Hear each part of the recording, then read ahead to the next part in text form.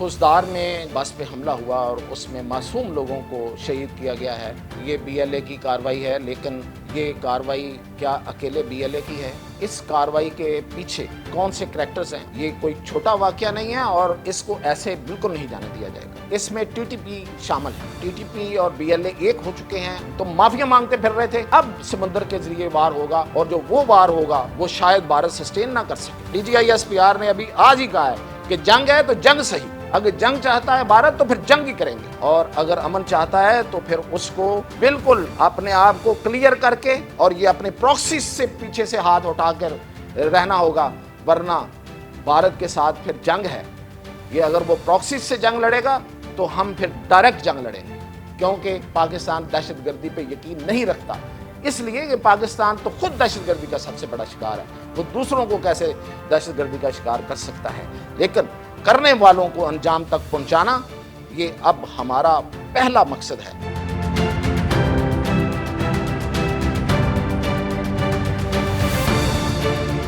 नाज़रीन, खुशदार में जो एपीएस स्कूल के बच्चों की बस पे हमला हुआ और उसमें मासूम लोगों को शहीद किया गया है, ये बीएलए की कार्रवाई है, लेकिन ये कार्रवाई क्या अकेले बीएलए की है?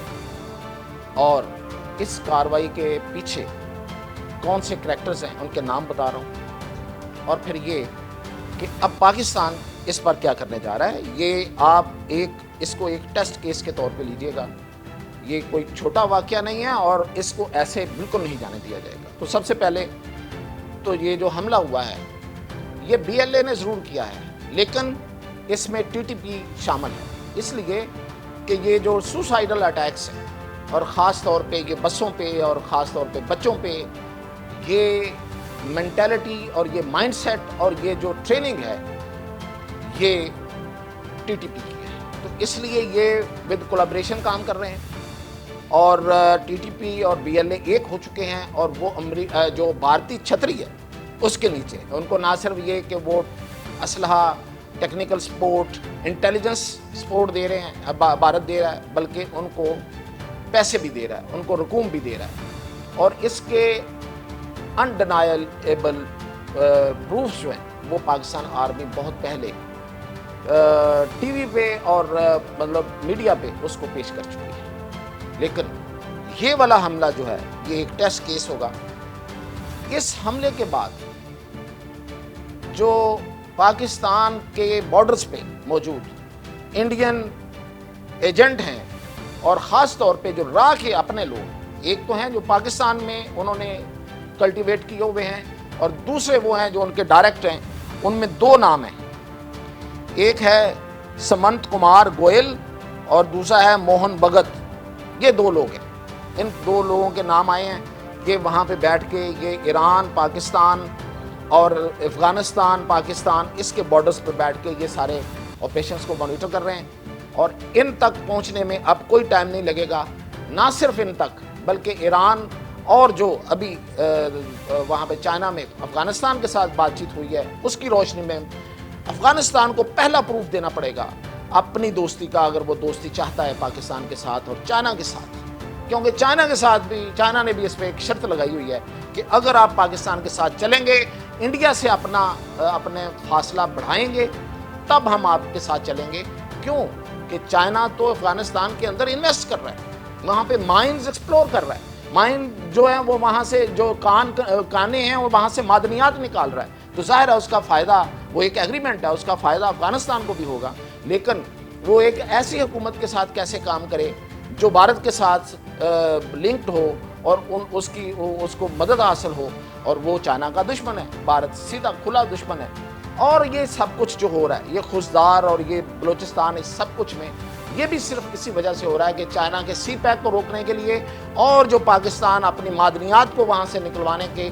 अब पाकिस्तान ने तो ये बिल्कुल ऐलान नहीं किया कि वो सिर्फ चाइना को ठेके देगा। Pakistan is open for the world, यानी कि वो तो अमेरिका को भी ठेके दे सकता है, और अमेरिका इंटरेस्टेड है, सऊदी अरब इंटरेस्टेड है, यूएई इंटरेस्टेड है। तो वो आएँ और आके अपने मादनियात निकालें, हमारा हिस्सा हमें दें, अपना हिस्सा आप ले जाएँ।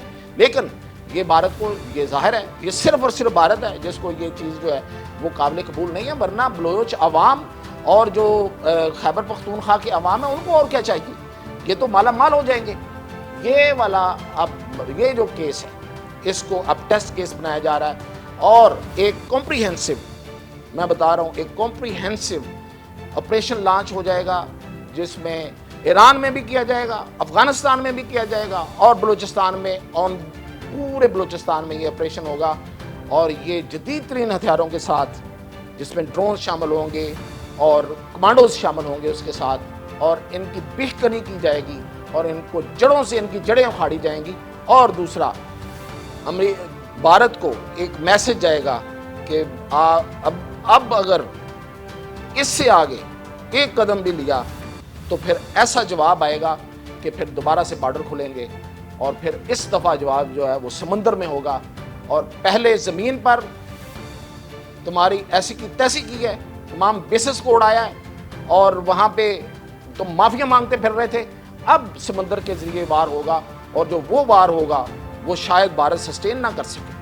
وہ اتنا سخت وار ہوگا اس لیے کہ وہ بنگلورو کی طرف جائیں گے میزائل اور وہ مومبے کی طرف جائیں گے، اور یہ جو INS وکرت ٹائپ ایک جو چھکڑا لیے پھر رہے ہیں نا، یہ ایک میزائل کی مار ہے، اور ان کو پتہ ہے اچھی طرح سے کہ وہاں پہ ہمارے پاس کیا کیا ہے۔